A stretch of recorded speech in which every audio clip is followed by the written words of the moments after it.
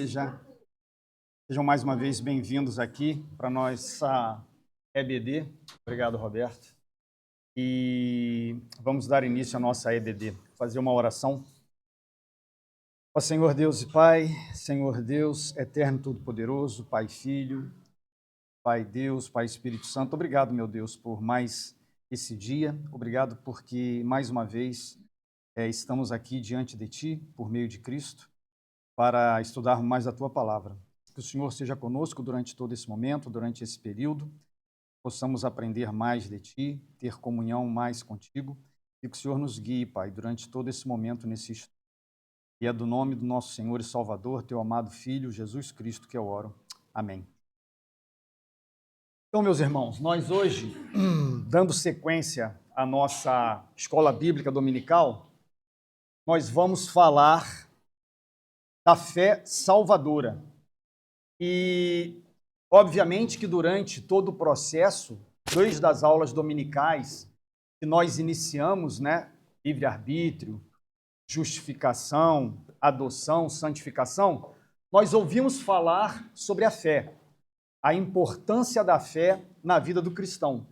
E hoje, especificamente, a Confissão de Westminster, ela vai falar sobre a fé de uma forma bem específica e ela vai definir adequadamente essa graça cristã para nós.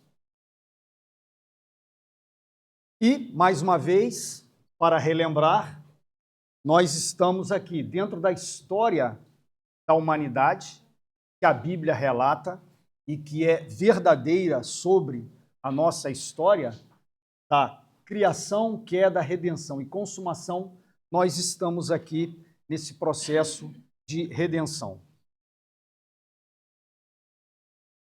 E o primeiro parágrafo da Confissão de Westminster, do capítulo 14, da fé salvadora, ele vai nos contar que a fé, quem produz essa fé salvadora, quem é responsável por essa fé salvadora e como ela acontece.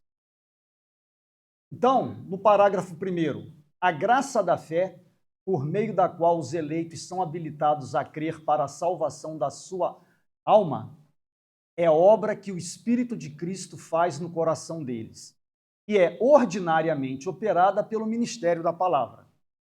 Essa fé é aumentada e fortalecida pelos mesmos meios, ou seja, palavra, bem como pela administração dos sacramentos, batismo e santa ceia, e pela oração. E aqui nós temos as provas das Escrituras.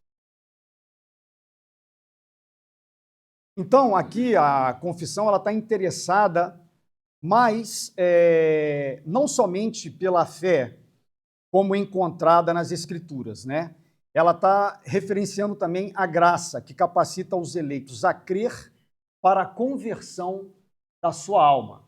Então, a graça da fé, pelo meio da qual os eleitos são habilitados a crer para a salvação da sua alma.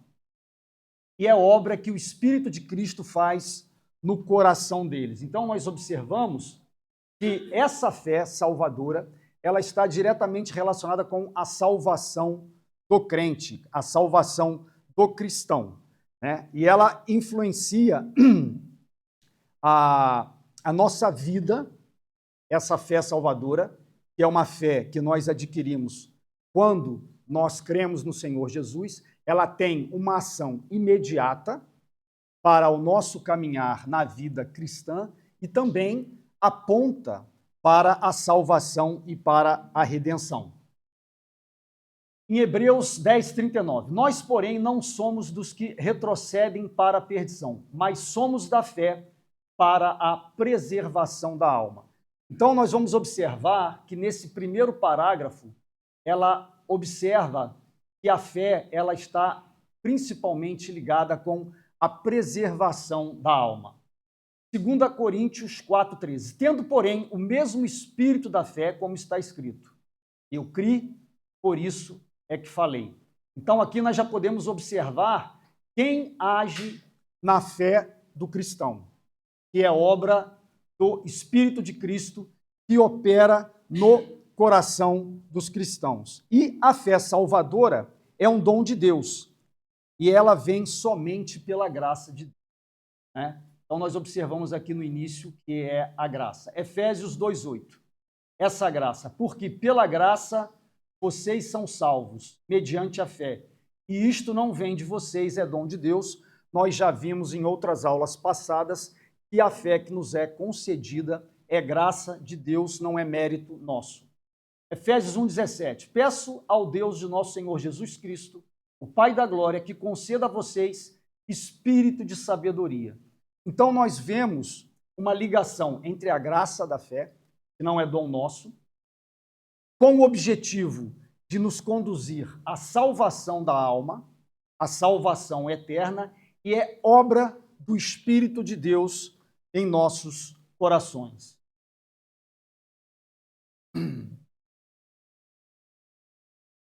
Então, Van Dixhoff, ele fala, há tanto que nós não conhecemos acerca da natureza da fé e da obra do Espírito, mas a confissão realmente é clara o suficiente quando fala a respeito do povo escolhido de Deus e diz que a fé é salvadora, é obra que o Espírito de Cristo faz no coração deles. Então, nesse primeiro parágrafo, nós vamos observar que a confissão, ela fala quem faz a obra e como a obra é feita.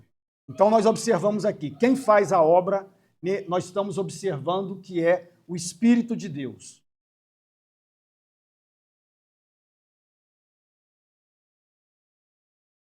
E é ordinariamente operada pelo ministério da palavra. Essa palavra ordinariamente aqui, nós poderíamos substituir por comumente.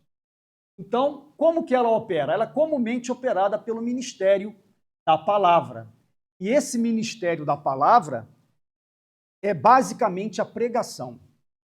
Então, nós vamos ver que eu vou colocar alguns textos aqui do Van Dixhoff chamando a atenção para a importância da pregação da palavra de Deus. Romanos 10, 14, 17. Como, porém, invocarão aquele em quem não creram? E como crerão naquele de quem nada ouviram?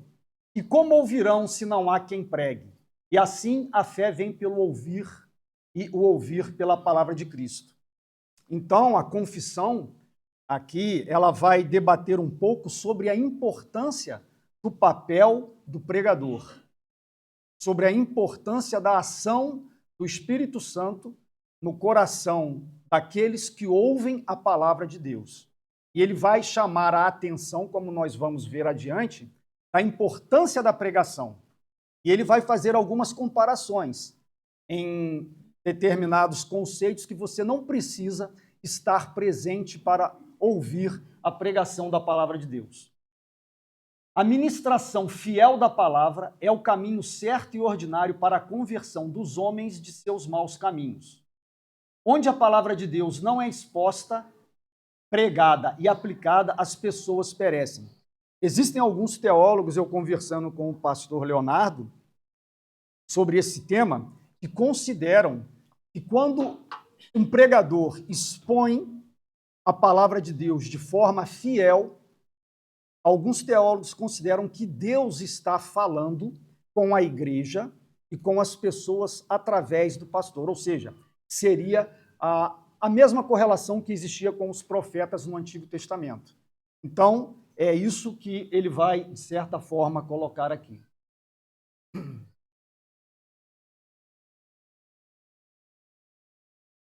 Então, a graça da fé, então aqui, é ordinariamente operada, né, pela palavra de Deus. Então, Van Dixhoff, ele fala, esse foco na pregação era bastante impopular por volta de 1640, da época em que a Confissão de Westminster foi feita, por muitas das mesmas razões que é impopular hoje.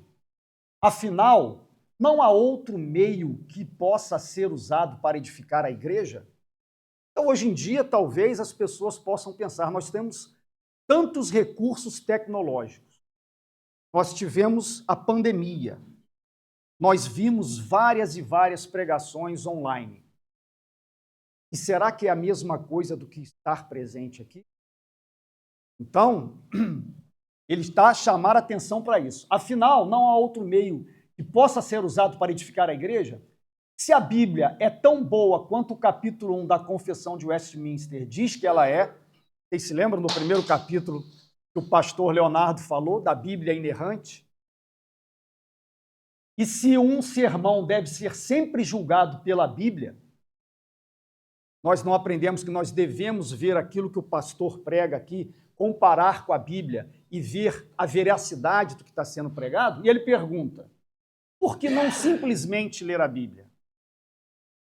Por que não simplesmente eu estar em casa, no conforto do meu lar, não estar me expondo a determinados riscos e acompanhar somente através da Bíblia?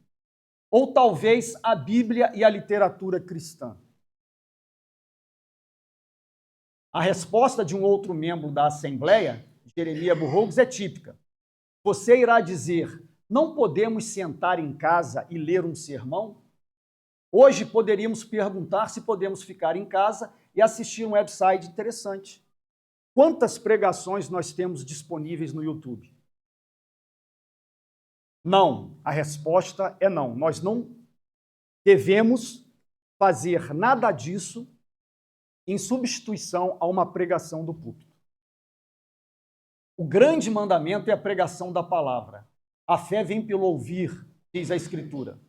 Burroughs ameniza um pouco isso quando ele admite que seus leitores podem pensar que esse ou aqueles meios podem ser eficazes também. No entanto, porque Deus ordenou a pregação em obediência a ele, seu povo irá observar esse meio em vez de outros meios.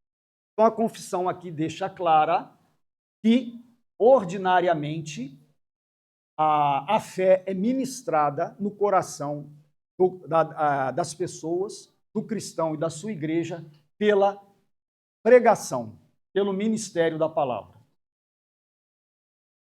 Thomas Goodwin sugere que bons livros e conversas são úteis, especialmente em tempos de sequidão espiritual. Então, nós podemos, mais uma vez, voltar aqui e falar um pouco na época da pandemia. É um recurso que nós temos, mas ele não deve ser substituto. Ele não deve ser substituto à missão que um pastor tem de estar aqui no púlpito e trazer a palavra para a igreja. No entanto, o uso constante deles em lugar da pregação é semelhança à confiança em regadores em lugar da chuva.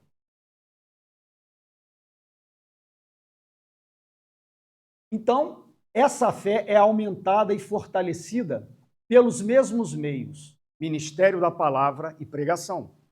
Então, essa fé, ela é iniciada pela pregação, ela tem início por ouvir a palavra e ela também é aumentada e fortalecida também pela pregação.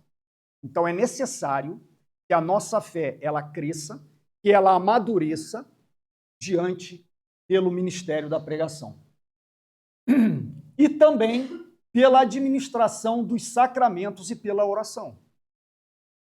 Então, pela administração dos sacramentos, nós teríamos o batismo e a Santa Ceia. E eu estava a conversar com um pastor, e do batismo, não somente para a pessoa que está sendo batizada, mas para nós que estamos a ver o batismo. Quando nós vemos uma pessoa ser batizada, nós vemos o quê? Nós vemos a operação de Deus na igreja. Nós vemos a inserção daquela pessoa dentro do povo de Deus, a inserção na aliança com o povo de Deus. Então, nós vemos Deus operar um milagre, que é a conversão de uma pessoa, se arrepender.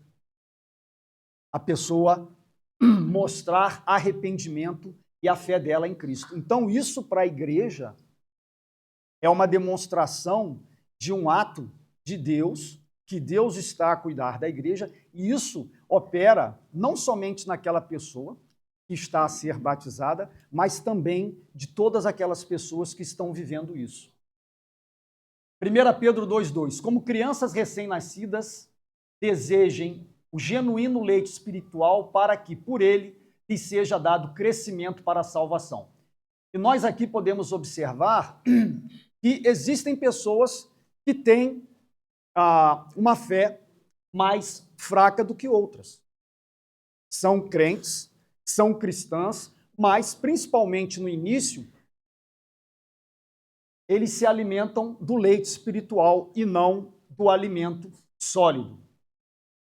Agora, pois, Atos 20, 32. Eu os entrego aos cuidados de Deus e à palavra da sua graça, que tem poder para edificá-los e dar herança entre todos os que são santificados. Então, nós podemos observar aqui a confissão fazer uma referência no poder que a palavra de Deus tem para aumentar e fortalecer a fé dos cristãos.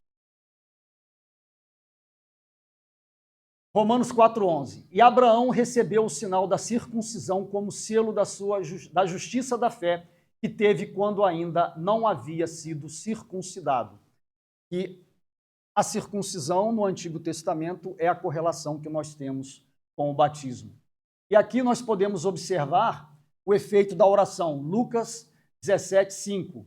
Então os apóstolos disseram ao Senhor: aumenta-nos a fé. E em Lucas também: eu, porém, orei por você, para que a sua fé não se desfaleça.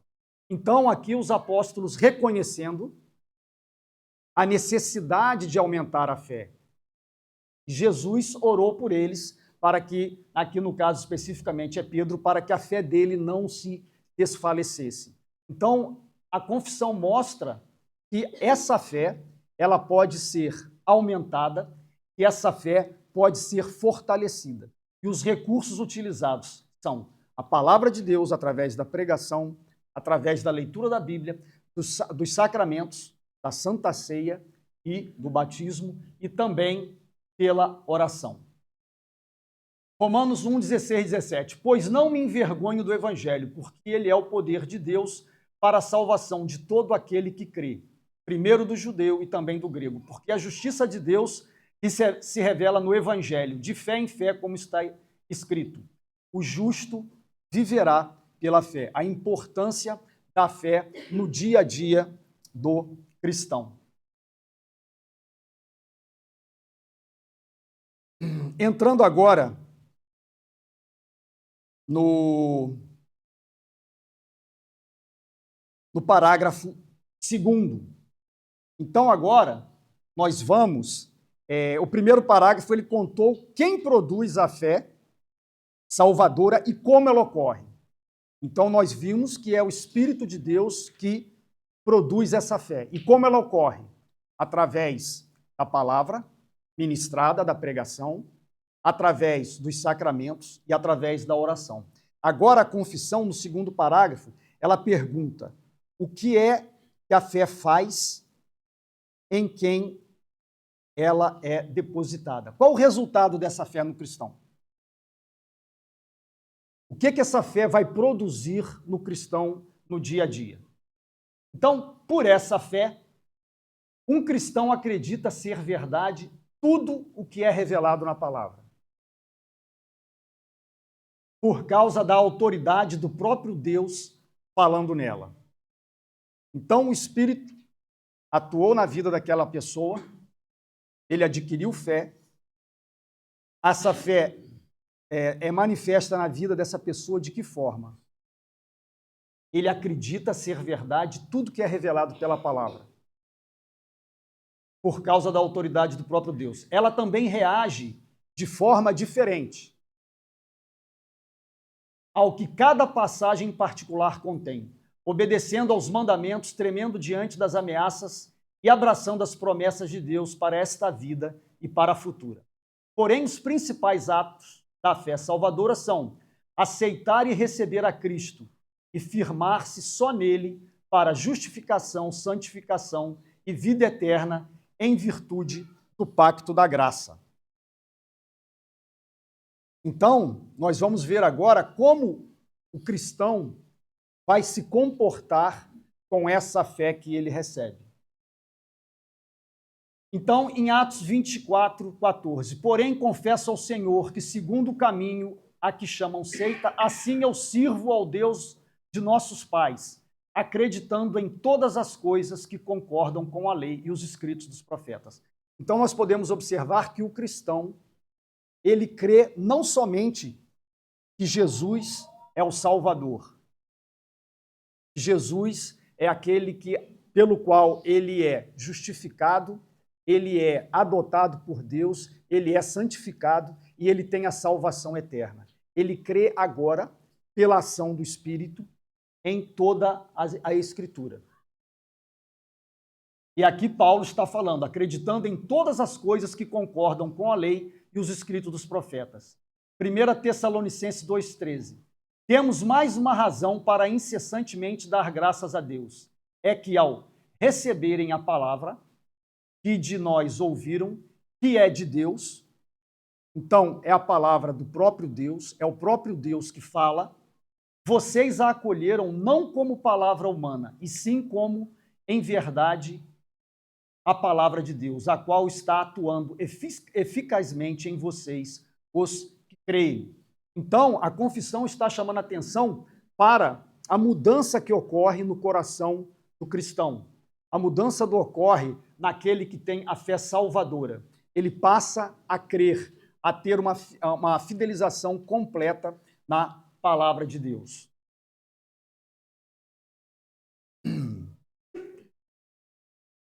Ela também reage de forma diferente. Então, como que a pessoa agora ela vai reagir após a obra do Espírito na vida dela, após a obra da palavra de Deus na vida dela? Ela também reage de forma diferente ao que cada passagem em particular contém.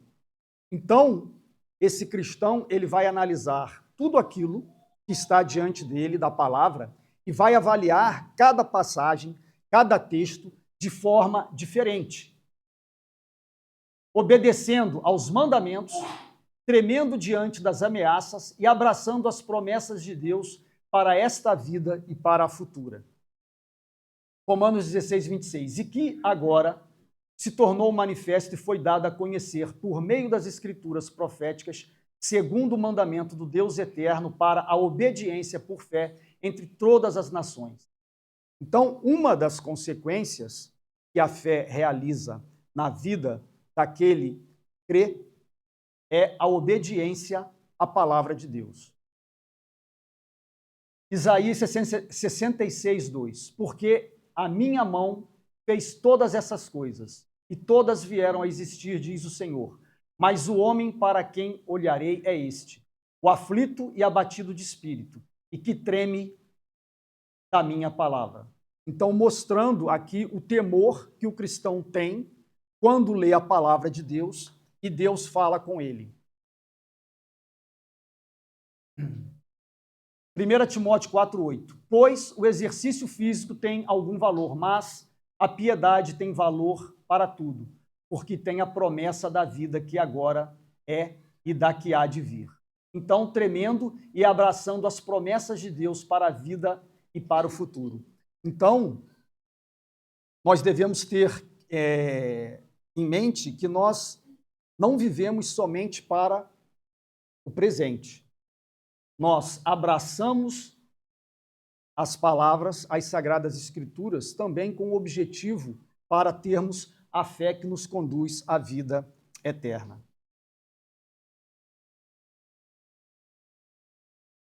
Porém, os principais atos de fé salvadora são aceitar e receber a Cristo e firmar-se só nele para justificação, santificação e vida eterna em virtude do pacto da graça.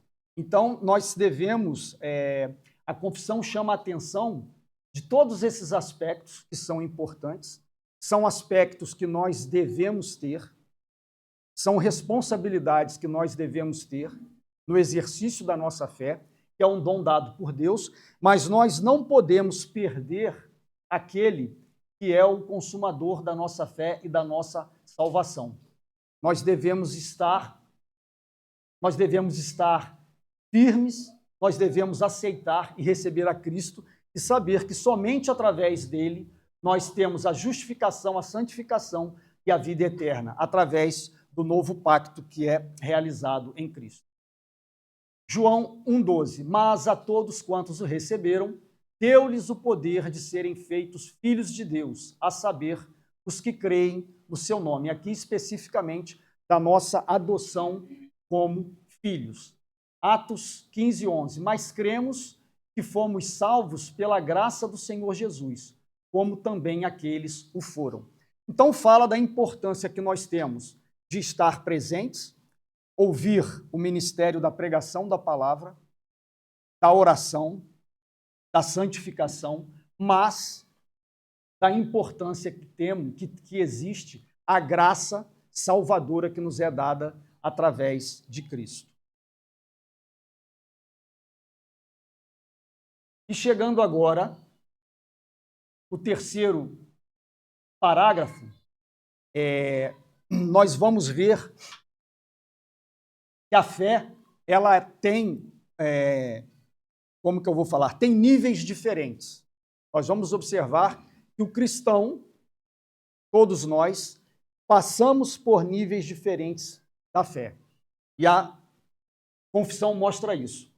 Há uma variação de graus nessa fé. Ela pode ser fraca ou forte. O fato da fé ser fraca não quer dizer que você não tenha fé salvadora. Muitas vezes e de muitas maneiras, ela pode ser atacada e enfraquecida, mas ela alcança a vitória. Ela amadurece em muitos, até a obtenção de uma perfeita segurança em Cristo, que é tanto o autor como o consumador da fé.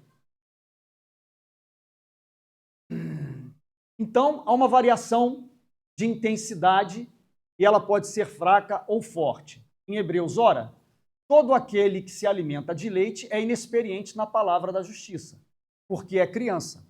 Então, como eu havia falado anteriormente, isso quer dizer que essa pessoa não tem a fé salvadora? Não. A pessoa tem a fé salvadora, mas é uma fé que ainda pode se mostrar fraca. Então, nós podemos ser fracos e fortes na fé. E isso não necessariamente está relacionado no início da fé cristã. Você pode ser cristão há algum tempo e você passar por um momento de fraqueza. Mateus 6,30. Ora, se Deus veste assim a erva do campo, que hoje existe e amanhã é lançado no forno, não fará muito mais por vocês, homens de pequena fé. Então, aqui, Van Dix Horan, ele fala que Cristo, ele se compadece daqueles que têm pouca fé. Isso mostra que não há uma rejeição ou uma crítica, apenas que aquela pessoa está passando por um momento de dificuldade e que ela precisa ser, de certa forma, acompanhada. Se ela não consegue perceber uma melhora, ela deve procurar ajuda dentro da igreja.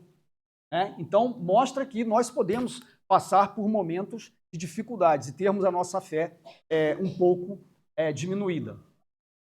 Mas, ao mesmo tempo, Mateus 8,10. Ao ouvir isso, Jesus ficou admirado e disse aos que o acompanhavam: em verdade lhes digo que nem mesmo em Israel encontrei fé como esta. Ou seja, Jesus aqui estava falando daquele, se não me engano, centurião que tinha um servo que estava doente. E que ele falou que Jesus não precisava estar presente na casa dele para que ele fosse curado. Que ele dissesse uma palavra e ele seria curado. Então, mostra também que, ao mesmo tempo que Jesus se compadece daqueles que têm pouca fé, ele também dá o devido valor àqueles que têm uma fé como essa do centurião. Muitas vezes e de muitas maneiras, ela pode ser atacada e enfraquecida, mas ela alcança a vitória.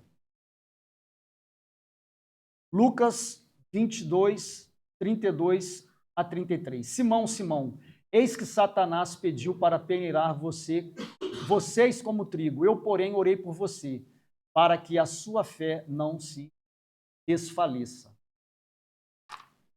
1 João 5, 4, 5. Porque todo que é nascido de Deus vence o mundo. todo o que é nascido de Deus vence o mundo. E esta é a vitória que vence o mundo, a nossa fé. E aqui a gente observa que não há nenhuma menção sobre o grau dessa fé. Então nós podemos passar por momentos de fraqueza, e isso não impede que nós tenhamos, que a nossa fé, mesmo sendo fraca, seja uma fé salvadora.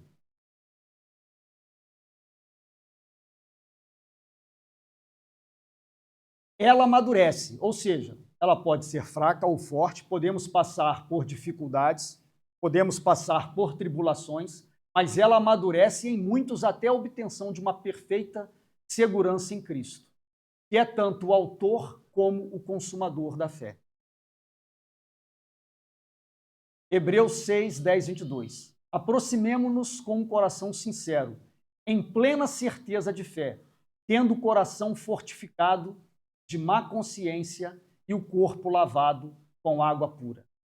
Hebreus 12, 2. Olhando firmemente para o autor e consumador da fé, Jesus, o qual, em troca da alegria que lhe estava proposta, suportou a cruz sem se importar com a vergonha e agora está assentado à direita do trono de Deus. Então, às vezes nós somos tentados, às vezes nós passamos por dificuldades, por tribulações, mas os cristãos que têm uma autêntica fé, eles têm certeza da salvação e da vitória final. E é interessante aqui, eu estava conversando com um pastor, e eu gostaria de fazer aqui uma interação com vocês, e perguntei para ele, pastor, como é que a gente pode avaliar essa maturidade na fé? Na minha vida, como que eu posso avaliar isso? E conversando com ele, uma das coisas que ele colocou foi a santidade. Como anda a sua vida de santidade?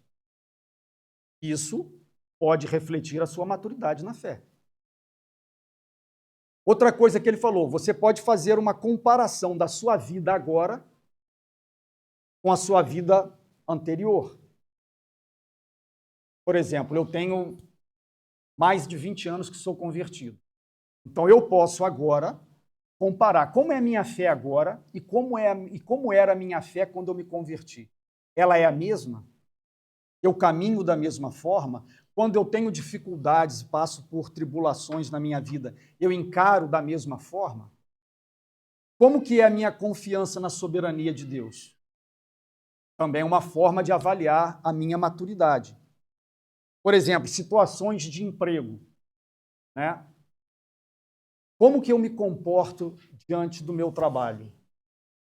Os valores que são colocados para mim no meu trabalho são mais importantes que os valores cristãos? Uma vez que eu tenho a fé, como resultado dessa fé salvadora, a Bíblia para mim ela é inerrante. E quando a minha vida é colocada em desafio a essa situação, como que eu me comporto? Eu vou crer apenas em mim, na minha capacidade, ou eu vou crer naquilo que a palavra de Deus diz?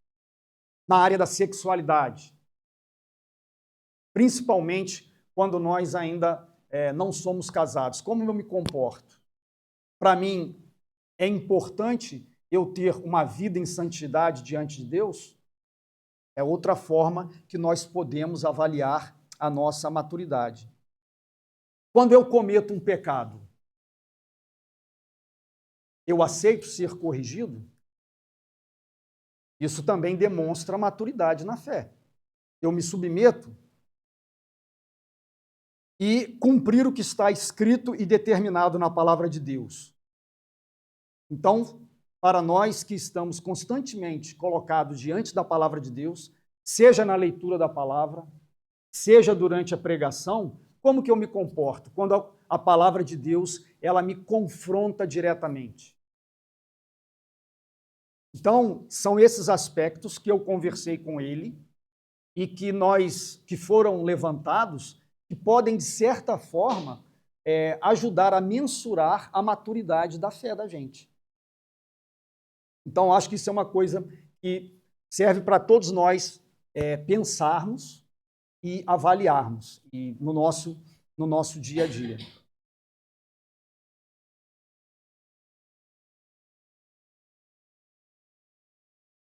E, como conclusão, nós podemos, né, ver aqui pela essa figura que antes de nos convertermos, nós nem olhávamos para a cruz. Estávamos de costas para a fé salvadora. E, como somos chamados, olhamos para ela e encaminhamos para a cruz de Cristo, para Cristo, que nos dá essa fé salvadora. Então, inicialmente, o primeiro parágrafo, ele basicamente fala isso. Quem opera a fé e como? É obra do Espírito de Deus. É graça. Ela é operada pelo ministério da palavra, mais especificamente sobre a pregação. A importância da pregação. E ela é fortalecida e aumentada ao mesmo tempo pelo ministério da palavra, pela pregação, pelos sacramentos e pela oração. O parágrafo 2º, ele dá ênfase ao resultado dessa fé. O resultado dessa fé salvadora na nossa vida. O cristão é que o cristão creia na totalidade da Bíblia. E é interessante que o livro que faz o comentário, ele fala, obviamente, Jesus é aquele que nos conduz a Cristo, é o nosso Redentor, mas nós passamos através dele a crer na Bíblia como um todo, porque nós conseguimos ver Cristo em toda a Bíblia. Então, por isso que a confissão fala na totalidade da Bíblia. Conduta diferente frente à palavra de Deus. Uma vez que nós somos alcançados pela fé salvadora, a nossa conduta não é mais a mesma frente à palavra de Deus. A palavra de Deus vai nos incomodar. Nós não vamos ter mais a mesma atitude frente à palavra de Deus. E aceitar, receber e firmar-se somente em Cristo. E no terceiro parágrafo nós vimos o quê? Que os graus dessa fé são variáveis. Pode ser fraca ou forte. Ela pode não, eu acredito que ela sempre vai ser atacada. A nossa fé sempre vai ser desafiada, constantemente, principalmente pelo Espírito de Deus que habita em nós. E nós temos que ter a certeza que sempre alcança a vitória em Cristo. E quem alcança essa vitória não somos nós, é Cristo. Então, era isso que eu tinha para apresentar, foi uma apresentação mais rápida e, mais uma vez, eu deixo aqui aberto, se alguém quiser fazer algum comentário. E é só para falar aqui com a Denise, eu conversei com o pastor sobre a sua questão e ele falou que semana que vem vai trazer para você a resposta do seu questionamento, tá bom?